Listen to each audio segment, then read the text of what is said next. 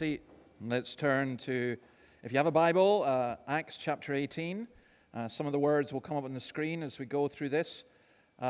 My screen here is telling me that the most patients used to have back pain at 40, now they're in their 20s.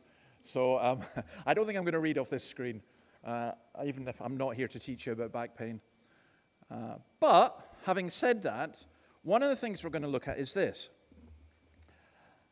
The boys and girls as well, it'd be good if you could listen to this too. Think of things that you're scared of. I'm kind of scared of flying still. I don't like flying.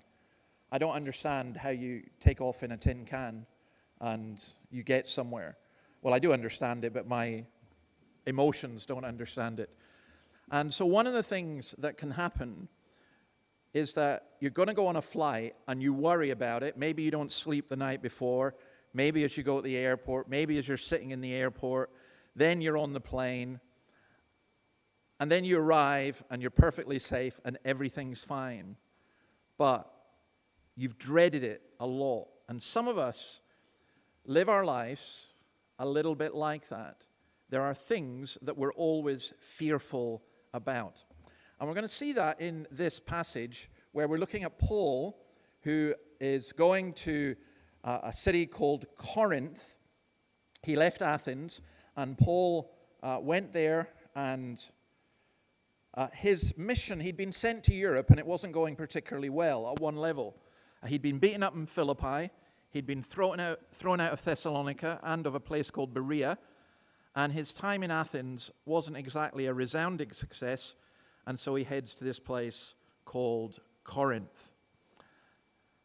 And so let me say something just about this as well. When Paul went there, we think of someone like Paul, you think, oh, if someone's a Christian, they don't have fear. Paul had fear. This is what he said about when he wrote to the Corinthians later, 1 Corinthians chapter 2, verse 1. And so it was with me, brothers and sisters. When I came to you, I did not come with eloquence or human wisdom, as I proclaimed to you the testimony about God. For I resolved to know nothing while I was with you except Jesus Christ and him crucified. I came to you in weakness with great fear and trembling. Now that wasn't rhetoric, right? He really meant it. I came to you in weakness with great fear and trembling. We're reflecting. We've got our congregational meeting after this. After we've had tea and coffee and so on. And I've been reflecting on the first full year being here. And you may think it's a rather strange thing to say, but I would identify with that. I came to you in weakness with fear and trembling. Why? Are you really that scary? Or is Newcastle really that bad? Neither. Well, only a little. Right? That's not the issue. The issue is that it is to try and communicate who Jesus is and what he's done to a society that says, now we're done with that, we're past that, or we don't see that. Or in the context of a church that people look at and say, well, it's dying. That is actually, there's nothing that any single human being can do, or even a collective group of humans can do. It is an impossible task without God. And that's what Paul was saying. He needed encouragement. And I hope when you look at this with us that you'll see how we get encouragement if you need encouragement today. So let's read verses 1 to 8. After this, Paul left Athens and went to Corinth. There he met a Jew named Aquila, a native of Pontus, who had recently come from Italy with his wife Priscilla, because Claudius had ordered all Jews to leave Rome. Paul went to see them. And because he was a tent maker as they were, he stayed and worked with them. Every Sabbath he reasoned in the synagogue, trying to persuade Jews and Greeks. When Paul and Silas came from Macedonia, Paul devoted himself exclusively to preaching, testifying to the Jews that Jesus was the Messiah. But when they opposed Paul and became abusive, he shook out his clothes in protest and said to them, "Your blood be on your own heads. I'm innocent of it. From now on I will go to the Gentiles." Then Paul left the synagogue and went next door to the house of Titius Justus, a worshipper of God. Crispus, the synagogue leader, and his entire household believed in the Lord, and many of the Corinthians who heard Paul believed and were baptized. Now, I'm talking this about reasons to be fearful.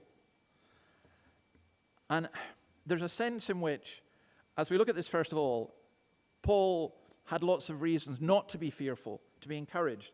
He met this couple called Aquila and Priscilla. Aquila means eagle, and Priscilla was a kind of diminutive form of Prisca, and Prisca was the name of one of the great families of Rome. So Priscilla was probably a very wealthy woman. It's interesting, as we've been going through Acts, just how prominent so many of the women were. But what's even more interesting in this, if you're married, how do you introduce yourselves? I confess, I say David and Annabelle, right? My name's first. Why? I don't know. It's tradition, perhaps. Custom. Certainly not superiority, And that custom and tradition was very much in the Roman culture, the Greek culture, the Jewish culture.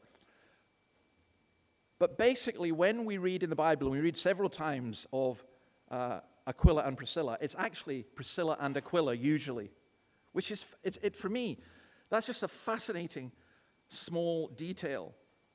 Now, the other thing is, they were refugees at one level. They'd been expelled from Rome by the Emperor Claudius because they were Jews. But they were Jews who had come to know Jesus. In the final chapter of Romans, Paul calls Priscilla and Aquila his fellow workers in Christ Jesus, saying they'd risked their lives for him. In other words, these became very close friends for Paul, and you need that. As a couple, they seem to be made for marriage and ministry. They work together. It's great when you have that. When you're a single person, you can serve the Lord in a wonderful way. When you're a married person, Christopher Ash has a wonderful book called Married for God. When you're married to another believer, and how will I put this? It doesn't always work out. Just because you're married to another believer doesn't mean to say your marriage is going to be great. A lot of the times you really have to work at it.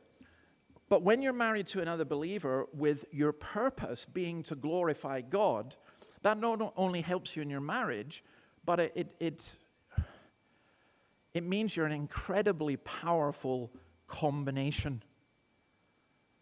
And I think when Paul says they were his fellow workers, he's talking about the gospel, although here we're told that he was a tent maker, as were Aquila and Priscilla. Now, again, we would misunderstand that. I think of a tent maker as someone who makes tents, wouldn't you? That's just the obvious thing.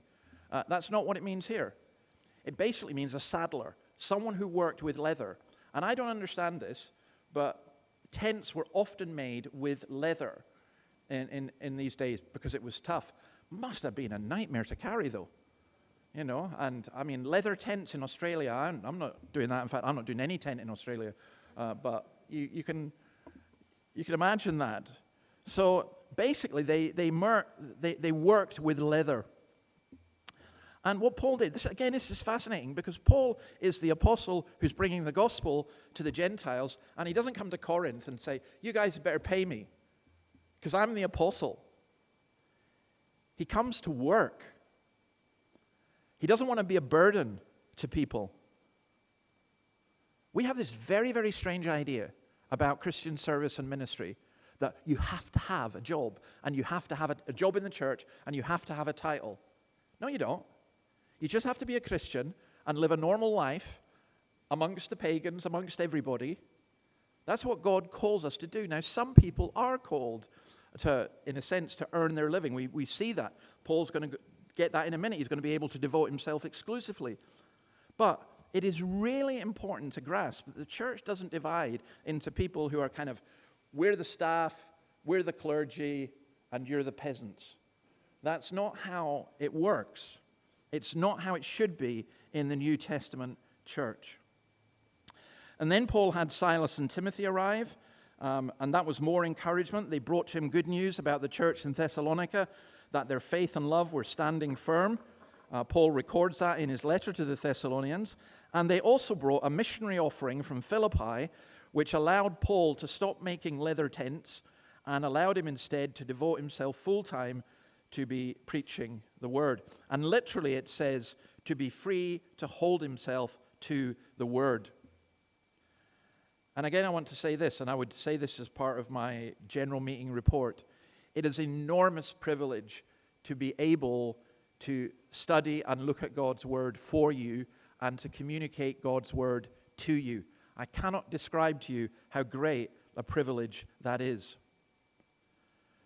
So Paul had a lot to be encouraged by with Priscilla and Aquila, Silas, Timothy, financial help, full-time ministry, encouraging results, although he faced opposition. But he was discouraged. How do we know that? We know it because he said it. We know it because God had to send him a vision telling him not to be discouraged. Why was he discouraged? I think because he was battered and bruised. I think because he was tired. I think, like Elijah, he found himself in the middle of a situation which didn't seem conducive to the spread of the gospel. And here's why. Corinth was a seaport. Seaports were notorious for immorality and greed and violence. It was the Vanity Fair of the Mediterranean world. For 500 years, there was a verb in Greek, to Corinthianize, and that meant to be sexually immoral.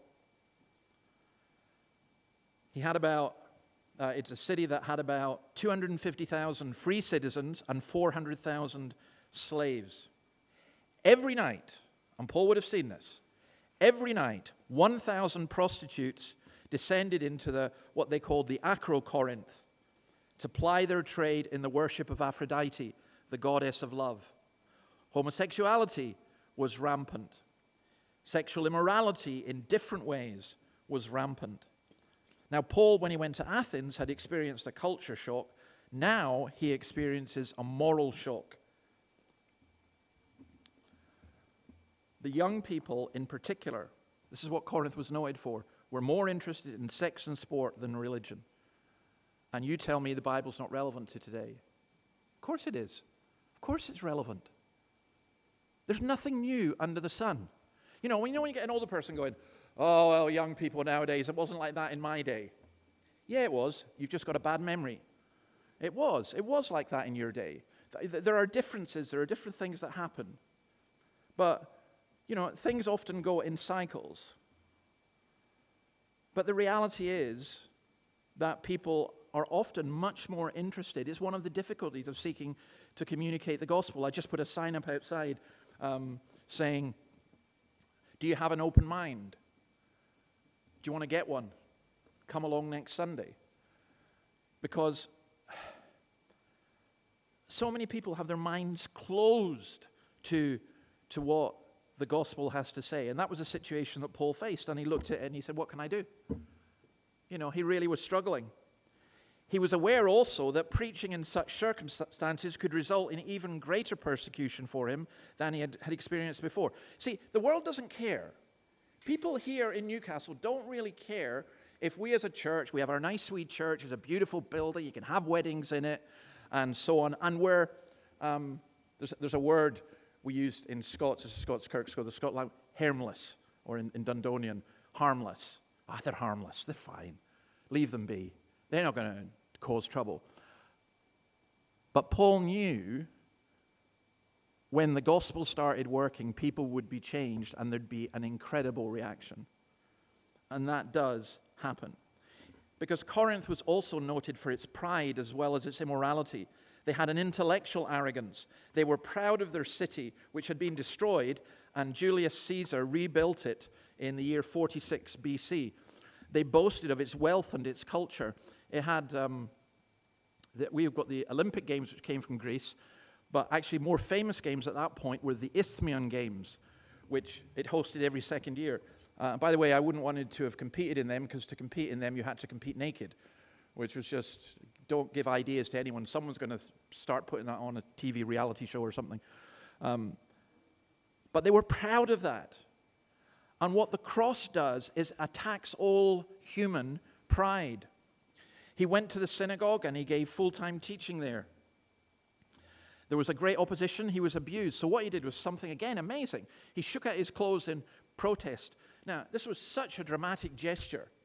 I'll tell you what the equivalent is to me. The equivalent is, in a sense, me taking off my shirt or whatever and throwing it at you and saying, right, I'm out of here. Your blood be on your own heads. I've had enough. And that's what he did. I mean, it was just incredibly brave what he did. And then He then went to the house of Titius Justus, a worshipper of God, which was next to the synagogue, and Crispus, the synagogue leader, and his whole family came to believe, and they were converted. And now he was in even greater trouble because he was causing trouble in the synagogue, he was causing trouble in the city. And many people, it says, heard and believed. Many of the Corinthians who heard Paul believed and were baptized. Now, I try and have a question of the week, and my question of the week this week is very simple. Should we reason with people? People say you shouldn't. Some Christians say that. They say, just preach and, God will convince people. But God uses means, and he's given us minds, and we need to think. Paul worked as a tent maker during the week, but on the Sabbath, he went to the synagogue to reason with the people there. And if the Bible says we're dead in sins and trespasses, we're not interested, we're spiritually dead, how can we reason? The answer is that the Holy Spirit uses means and that he addresses the heart through the mind. And that's so important because God wants you to think, to use the mind that you've got.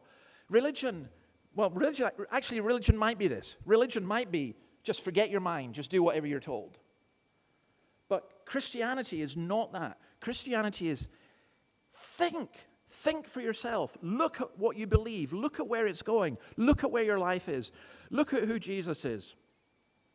So I think it really is important to reason with people. Now, reasoning sometimes means deconstructing. That means breaking down the worldview of those who are opposed. So you think this, and it leads to this, and where does it go with this?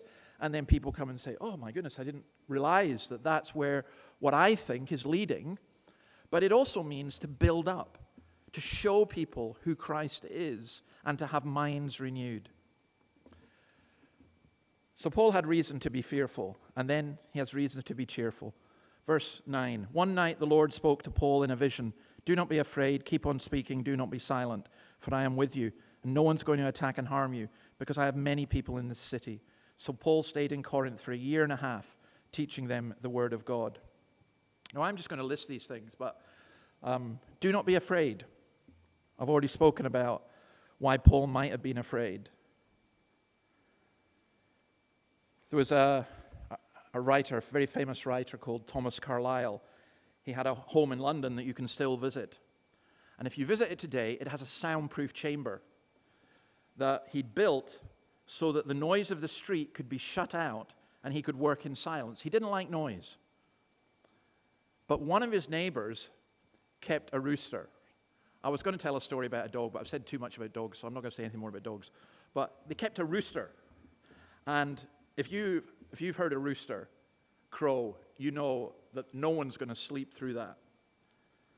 And that rooster made a lot of noise during the night. It didn't just crow or whatever roosters do at the crack of dawn. It was during the night. And so Carlyle went to the owner of the rooster. He went to his neighbor and he said, look, can you do something about that bird, like cook it or something? Can you do something about that bird? And the owner said to him, but he only crows 3 times a night. And Carlyle said this, yeah, but if you only know how much I suffer lying on my bed waiting to hear him. We anticipate trouble. We borrow trouble. We take trouble in advance. We feel harassed as we wait for something disastrous and unpleasant to happen. And God says to Paul, don't be afraid. Sure, you've been beaten up. Sure, you've been thrown out. Sure, you've been rejected. Sure, you've now been thrown out of the synagogue. But you don't be afraid. Don't anticipate the trouble. Charles Spurgeon, the Baptist preacher, says this, never be afraid of troubles. However heavy they are, God's eternal shoulders can bear them. I think that's one of my favorite lines ever. No matter how heavy your troubles, God's shoulders can bear them. He whose omnipotence is testified by the revolving planets and systems of enormous galaxies can well sustain you. Is his arm too short that he cannot save, or is he weary that he cannot hold you tightly? Your troubles are nothing to God, for the very clouds are the dust of his feet.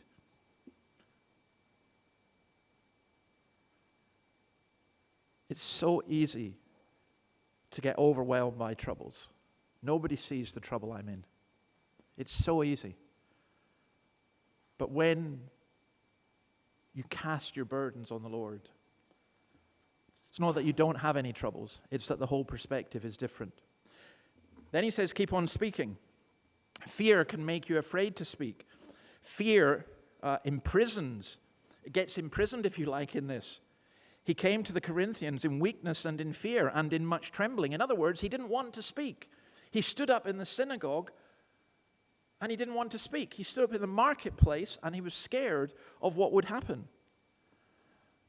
And you may not appreciate this or understand this, because sometimes somebody like me can appear very confident and cocky and proud and self-righteous and a whole bunch of different stuff and judgmental. But it's actually terrifying to teach the Word of God. Because some of you are here for the first time, and this might be the only chance you get. And I'm deeply conscious of that. That's an enormous burden. And also, you can bring too much of yourself into it. You can forget, you can get so many things wrong. And so you think, the easiest way to be thought wise is to shut up. But if God's given you a message, you have to say it. Keep on speaking. And then he says, I am with you. John Wesley, his very last words as he died were, the best of all is, and God is with us. Isaiah 43 verse 7, when you pass through the waters, I will be with you. And when you pass through the rivers, they will not sweep over you. When you walk through the fire, you will not be burned. The flames will not set you ablaze.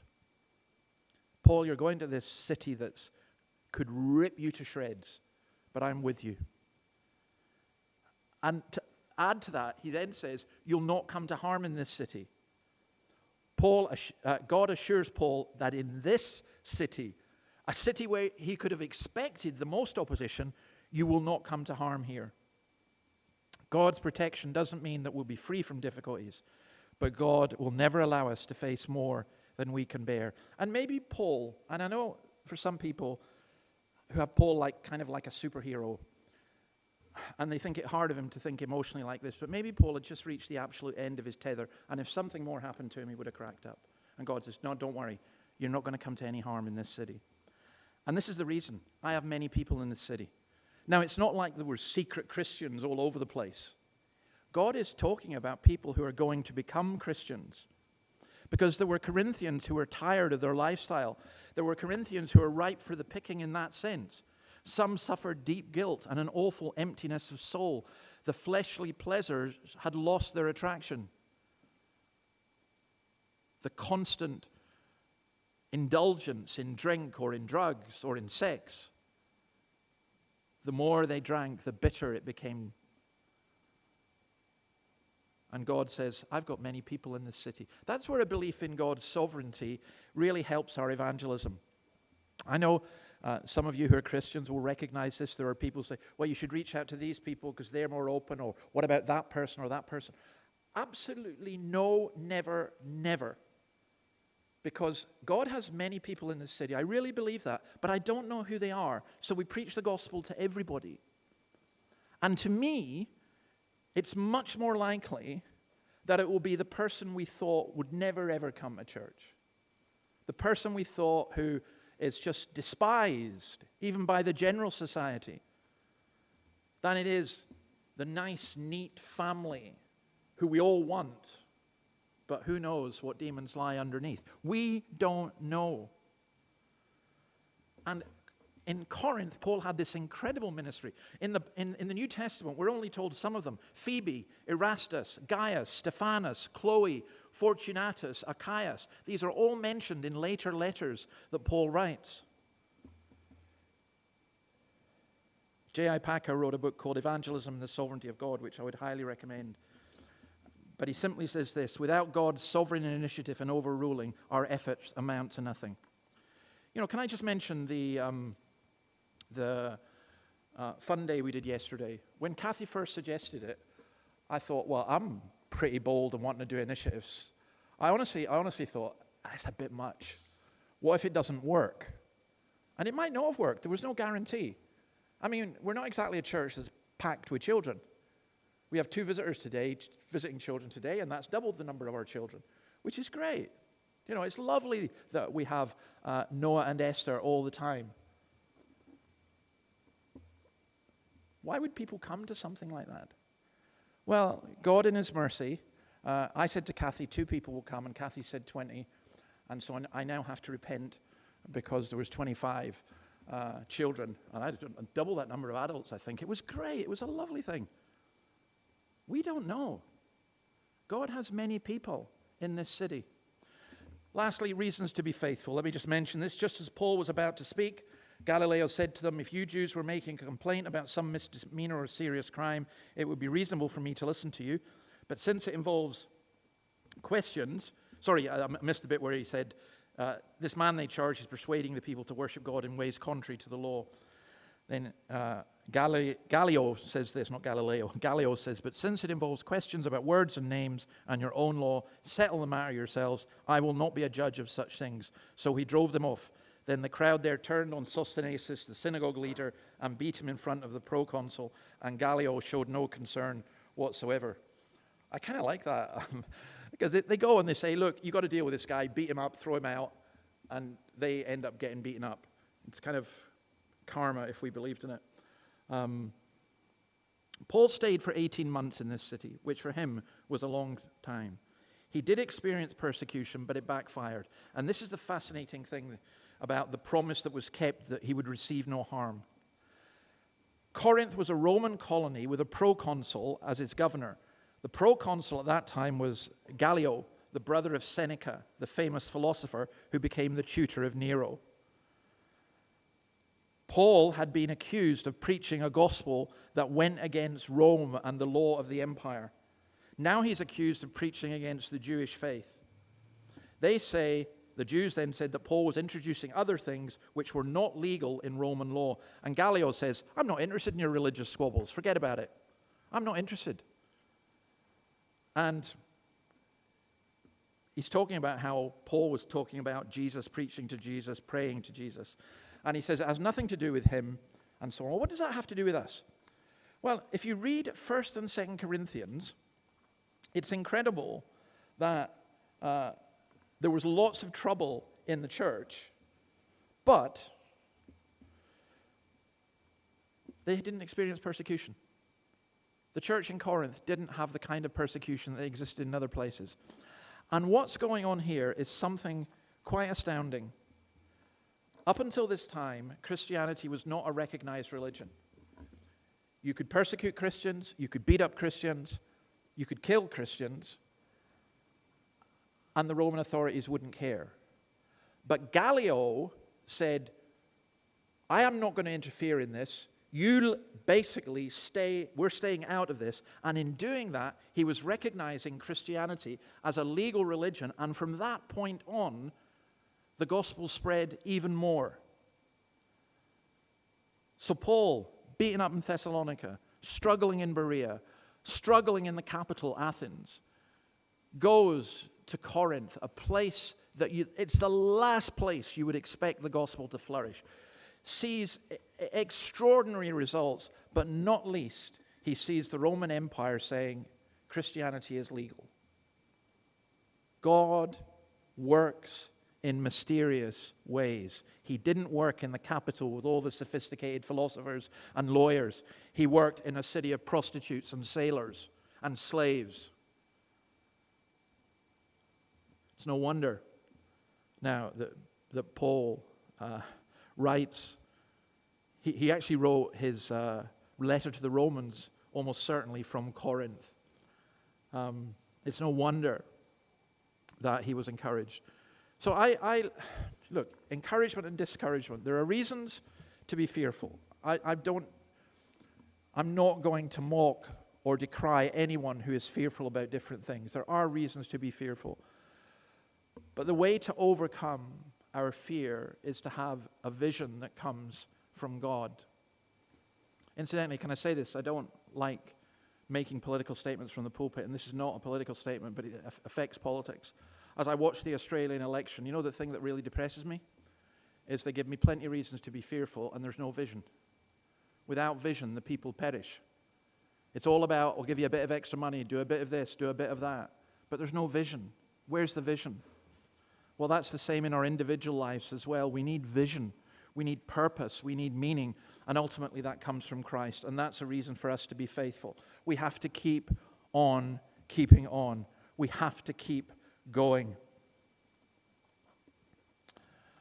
Maybe I'll finish with this, another quote from Spurgeon.